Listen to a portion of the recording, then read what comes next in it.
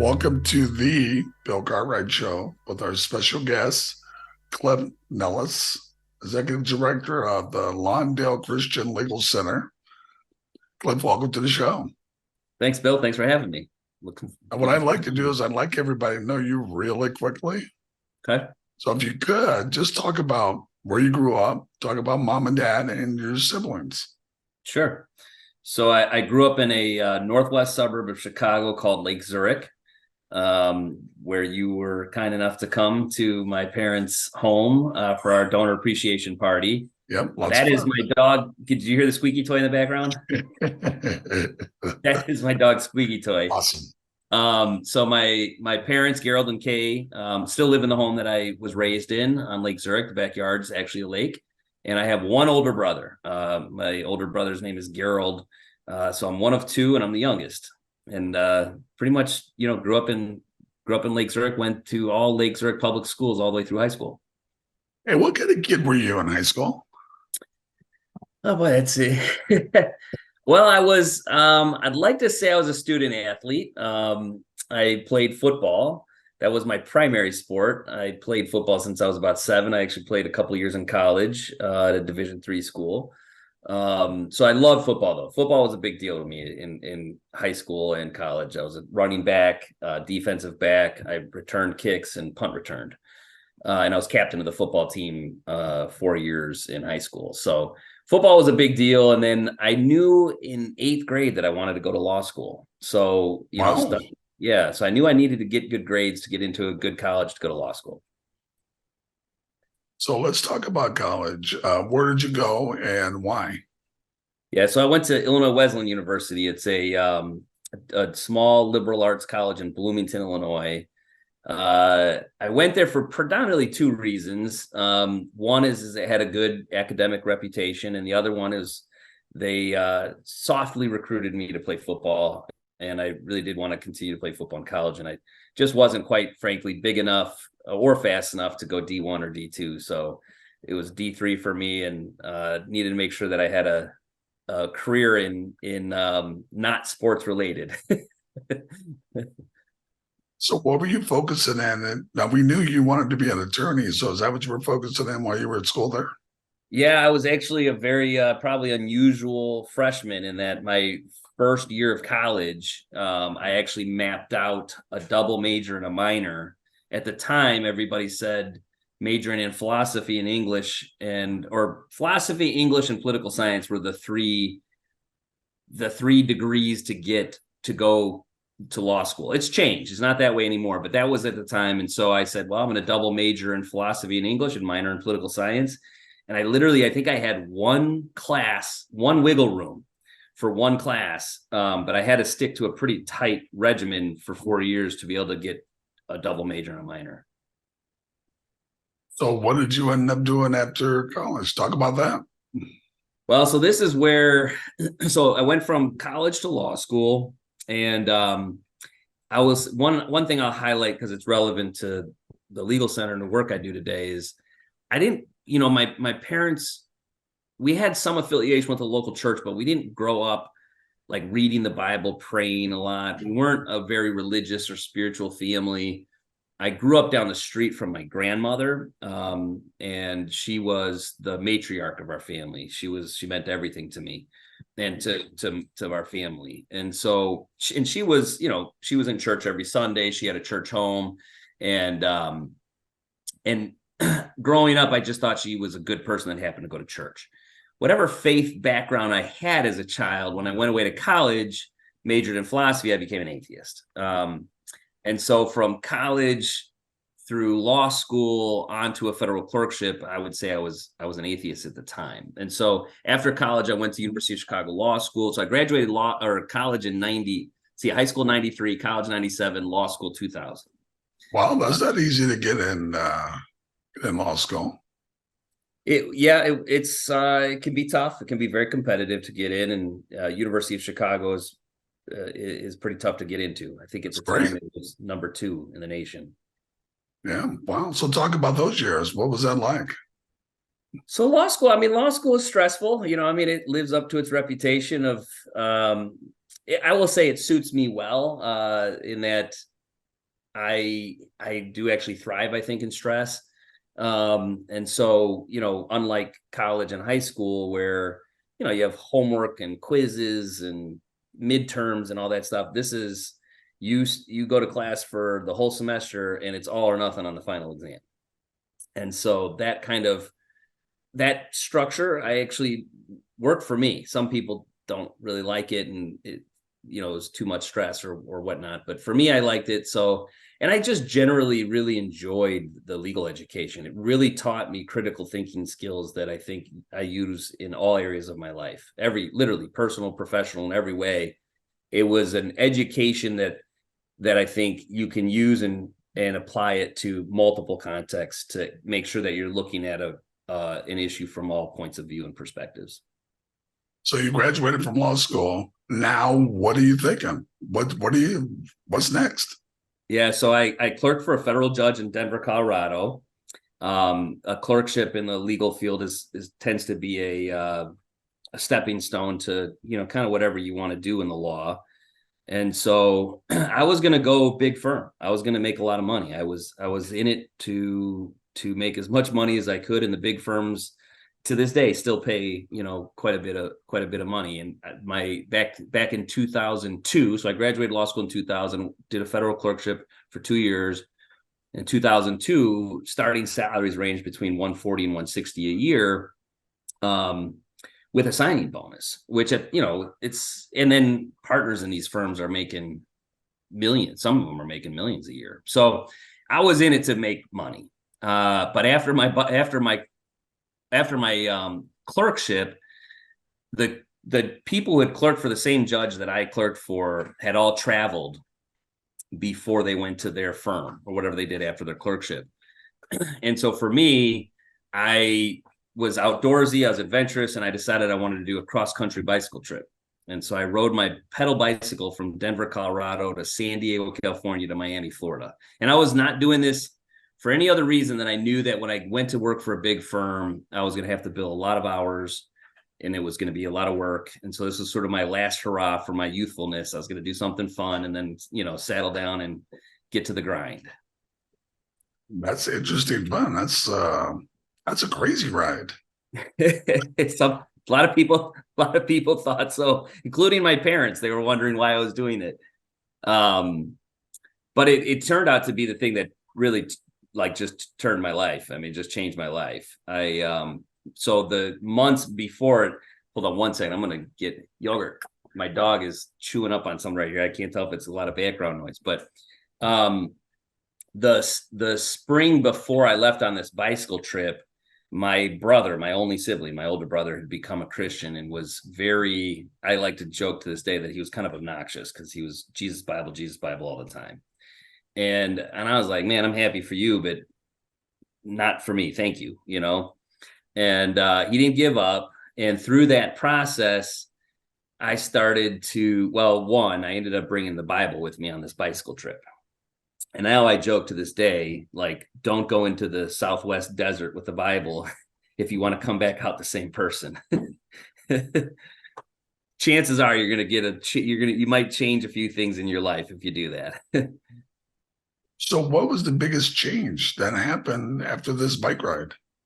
Yeah, so on that trip, this is the picture that I just shared with you yesterday. So I biked south out of Colorado into New Mexico, and at the bottom of the first mountain pass, it's called the Raton Mountain Pass, you enter a little town called Springer, New Mexico, and there was at the time, it was a juvenile boys correctional center.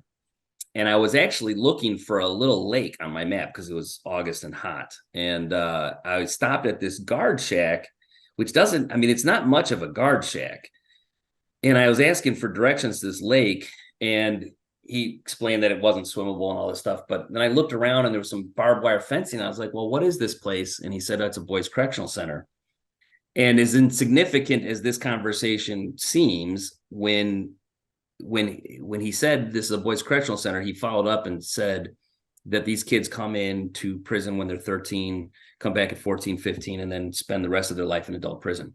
And what he said over and over and over was, they have no hope. And he must have been having a bad day, because he said these kids have no hope probably 10 times in the span of less than a minute. I mean, it was kind of jarring. You know what I mean? I was just looking for a lake. I stopped and asked for directions, and he kind of went off on how these kids have no hope. But at the time, I'm, a week into my new spiritual journey, reading the Bible and believing that there's something bigger for the first time. And maybe Jesus did put some mud in people's eyes and they could see. Maybe he did, raise somebody from the dead. Maybe Moses did really part the Red Sea. You know what I mean? Like maybe there is more. And that conversation gripped me. I mean, it so much that, here we are 21 years later, and I'm still talking about it because it was I always refer to it as the rock in the stream of my life that diverted the river down a different direction. Because after that bicycle trip, I prayed for kids in correctional centers across the country for the next 3 months. And I just said, God, what can I do? After the bicycle trip, I quote unquote left the law. I went to seminary school because I felt called to ministry. I didn't know what it meant, but I just felt called to ministry. And I hadn't been to church for, I probably hadn't been to church for 10 years. So I had really no idea what it was that I was, wrestling with. And so I went to seminary school to kind of get my feet under me. And then it was through seminary school that I actually met Lawndale Community Church and started to do the work that we're doing today.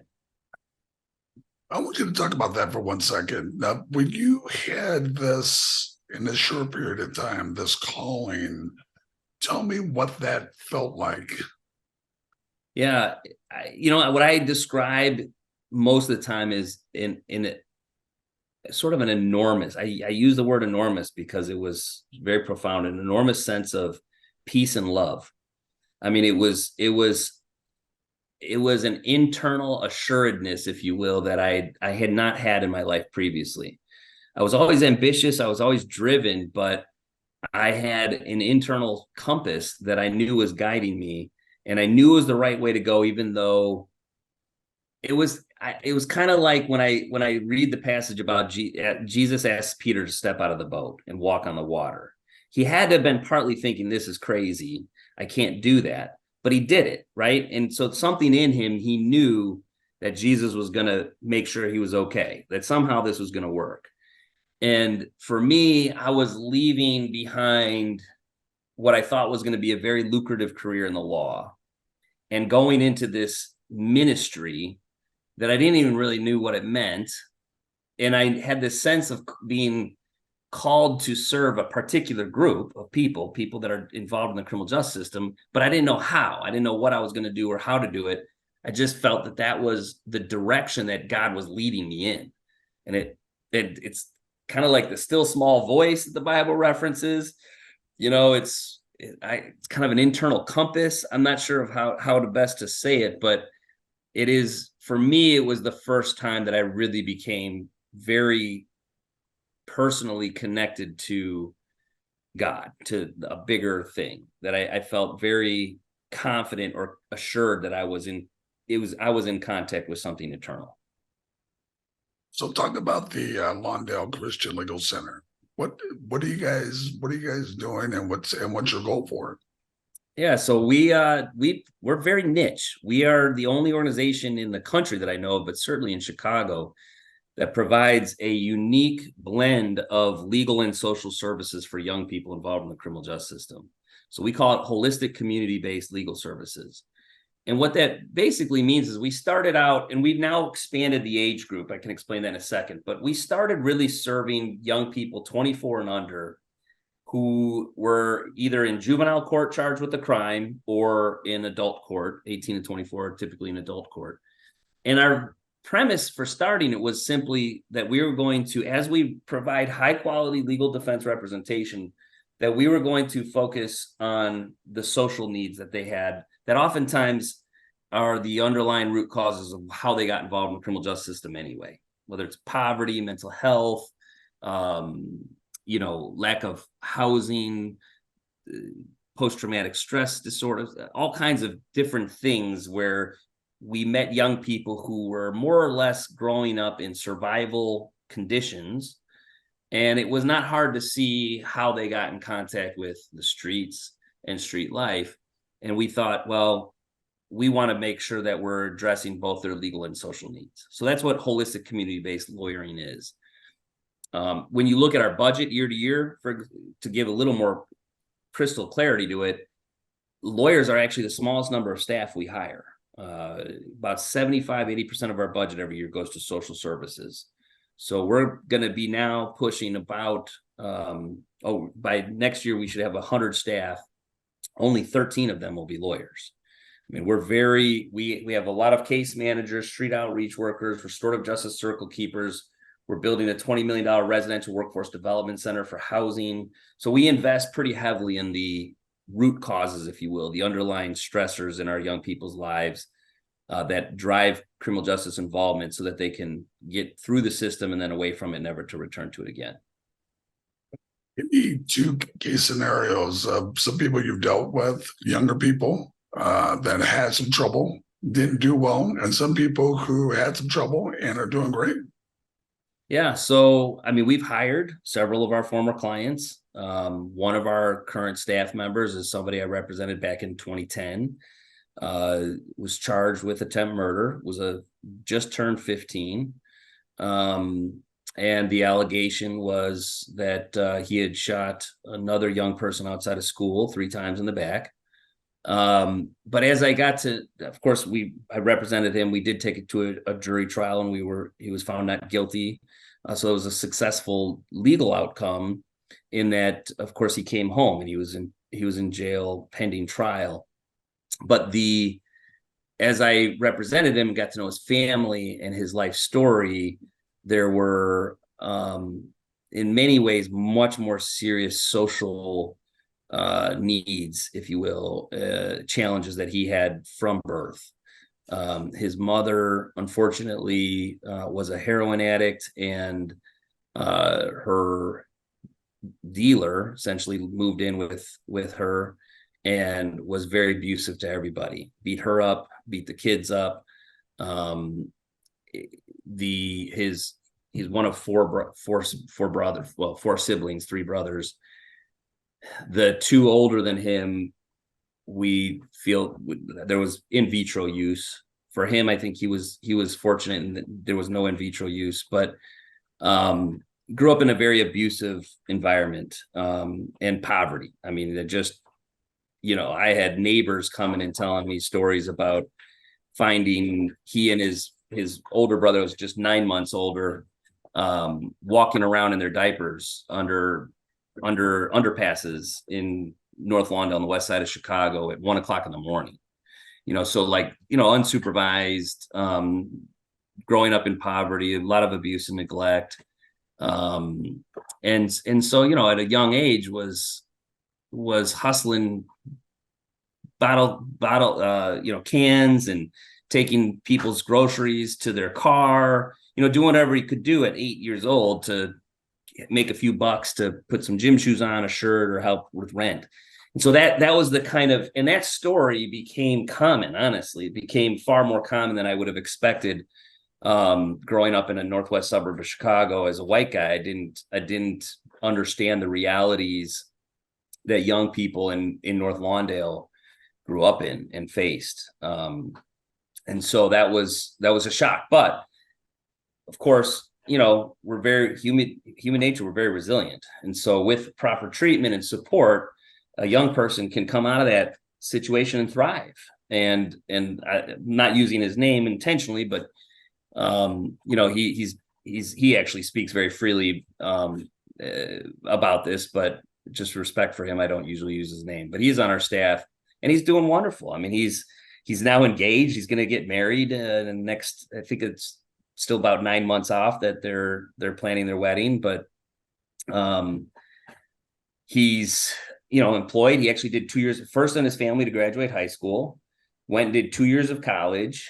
He was in our Mac House program, which was a program that was it was what we piloted for our residential workforce development center. It was a partnership with the unions, and so he worked as a laborer for a construction company for a little bit, but he just continued to progress. And when you go from 14 years old to he's got to be now 28, thereabouts, 28, 29. Those are very formative years. You know, I mean, he literally grew up, right? He literally grew up. And so, you know, one of the things that we really believe in the legal center, and this is really what we're trying to accomplish now, our vision has expanded and changed present day. Young people in community with supports, permanent criminal records, and then that would be a more successful path, not just for them, but for society, that it actually makes everybody safer. And so that's what we're trying to do, is we're actually trying to take our model of services to scale so that we're actually transforming the criminal justice system by doing the projects that we've housed under our legal center, that we're taking them to scale in partnership with the Circuit Court of Cook County so that all young people get treated this way. So now, do you have young ladies as well? And what's the percentage of guys and gals? So, it varies year to year, but arrest rates are usually right around 85% men and 15% women. And our numbers have reflected that almost exactly some years. As of late, I think we're actually closer in the 90s to mostly being men or young boys, and then less than 10% are women. Interesting. Yeah. Interesting. Now, is that because I don't know the legal part of it, but is that represent people or young people that get in trouble, men and women, or is that's really interesting as far as women who basically can go through a process and stay out of trouble, and the guys who have real trouble working it out. Yeah, there's no question about it. There's far more men that get caught in our system and stay part of it for, sometimes lifelong than there are women. I think there might be fewer women who are committing crime on average too. So it's partly that, but for sure it's definitely having an impact on men. In fact, Staines Family Foundation is a foundation that was started to support North Lawndale, and they did a study just in North Lawndale, and it was, if I remember right, it was 7 out of 10 men in the community had a felony record, and that it was similar numbers were removed from the home, and therefore then of course impacting the family because they had they were incarcerated. And it was the average jail sentence for drug crimes was 4.3 years. So, you're talking, and Bill, I honestly, I don't think we can talk about criminal justice and not talk about race, because I grew up in a northwest suburb and I went to college in places where it was mostly white, and drugs were being used all the time. Just all the time. I was in a fraternity in college. It was nothing, my fraternity could have been raided any day of the week, and felonies could have been hashed out every day, any day. But it never happened, right? And yet you see, and it's not just drug crimes, but for sure the war on drugs had a disproportionate impact on African Americans and Latinos, and it was designed to. We shouldn't be too surprised by that, but it's created it's taken life for some young people in our community, a decent number of young people in our community, where it was already hard, and it makes it even harder. Like, the criminal justice system hasn't been that agent of restoring peace to our community. I think it's actually been, and when I say our community, I'm talking about North Lawndale. I'm obviously I'm a white person, but this is a Black community, and the impact that the criminal justice system has on communities like North Lawndale is profound. It's really shocking sometimes. So, what's your goal for the center? Are you looking to expand it, and what can people do to help you? Yeah, so the goal is definitely to expand it. I would say it was probably 8 years down the road. So we started in 2010, and in 2018, we started to form some partnerships with local county stakeholders in the criminal justice system. So, for example, we partnered with the chief judge to build the first restorative justice community court in the country, and it's for 18 to 24-year-olds charged with a felony. And you go through a restorative justice process where the victim and the defendant comes together, they heal harm, you meet the legal and social needs of everybody involved. And the idea is that healing is a better form of accountability, that if actually two parties come together and make each other whole, the person who did the wrong makes the person wronged whole, that is a more meaningful form of justice. And as far as recidivism and accountability and, making society safer, well, what I say there oftentimes is that, healing is just as healing is a better form of accountability or justice, that meeting the social needs, addressing the underlying root causes for young people who are involved in committing crime, that doing that is a better form of public safety. It's the thing that's actually going to be far more likely to guarantee that this person doesn't come back or does never leaves, but doesn't commit another crime, right? If we don't intervene in that person's life, and in fact, all we do is give them a felony record and jail time, well, we've made their life more difficult, we haven't helped anything. And so, we formed this partnership with the chief judge because we thought, hey, a restorative justice community court where you're centering justice on healing and social supports for people who are impacted by crime, it's a better way of doing things. And we're very fortunate here in Chicago. We have a chief judge who said yes, our state's attorney said yes, our public defender said yes, and that's been up and running now since 2017. So we learned that was all around the time where we started thinking like, hey, what we started doing in 2010, which we weren't trying to transform the criminal justice system. We weren't necessarily even trying to improve public safety. We were serving one kid at a time, right? We just wanted to meet the legal and social needs of one person at a time. But as we started doing it, we said, hey, this is better. Like, this really is a better way of doing things. And we want to take it to scale. So do we want more centers? Yes. 2 years ago, we launched Justice Rising Coalition. We find community partners in other neighborhoods because we very much deeply believe in being a part of the community, no matter what community we're in. And so we have community-based organizations that we partner with who serve justice-involved people in their community. And we put in a team of lawyers and case managers so that we can then teach them and coach them on how to do holistic community-based defense in partnership with them. And we want to take it to scale. We want to do it all throughout Cook County. We want to take the restorative justice community court to scale. We want to take our diversion deflection work to scale. We want to take our holistic defense to scale. Basically, everything we do is about keeping young people in community with supports instead of going to jail and having permanent criminal records. So how can the regular community support you? So, it depends upon possibly where you're coming from, but we're a nonprofit. So of course, donations is how we fund ourselves. And we have a mixture of private and public funding. So of course, we always accept donations. We have a website, lclc.net, where people can go on and donate. There's other people, depending upon, like, I know some criminal defense lawyers who've done some pro bono work for us.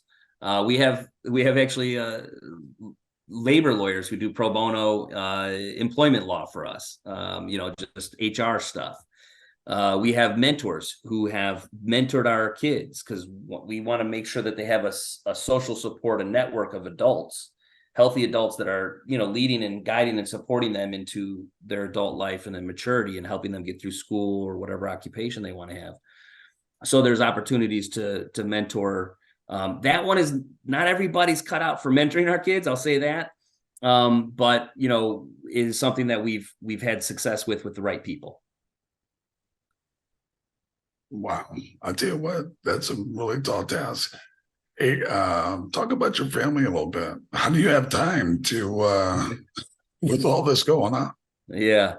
Well, it's juggling a lot. And, as the founder, it was a lot of work to get it off the ground. I'm fortunate today. We have just a remarkable leadership team, great staff. I mean, it feels a lot lighter for me today than it did even just 3-4 years ago. But I have 3 small children. They're 11, 9, and 7. Wow. Boys, girls? It's a girl and then a boy and a boy. And that makes me very busy. My daughter's in dance and cello. My boys are soccer players, and they got invited to play travel soccer. So it's 4 nights a week plus games on the weekend. So it's a full plate for sure. Yeah, I know. I have 4 kids myself, so just take a lot of pictures. They change quick. It goes fast. It goes so really fast. super fast. Well, Cliff, I just want to thank you so much. I really admire what you're doing just to give yourself to help people, help them along with their journey, help them with their lives. It's really, really special. And anything I can do for you, of course, let me know. I'm available. All right. Especially if you're going to feed me like you did the last time. I'm really good with that. Well, hey, it was a big hit. It really was a special day. I really appreciate you coming out. It was the talk of the town. It still is. People are still, saying, "Oh, that was such a special." The weather was perfect. Got to hang out with Bill Cartwright. I mean, it was, and the barbecue was good. Gracie's barbecue. Great. Yeah, the barbecue was Great. great. That's I don't need any more food. So, well, thank you so much. I'm Thank gonna look you. forward to spending time with you. Thank you. I appreciate it. Thank you.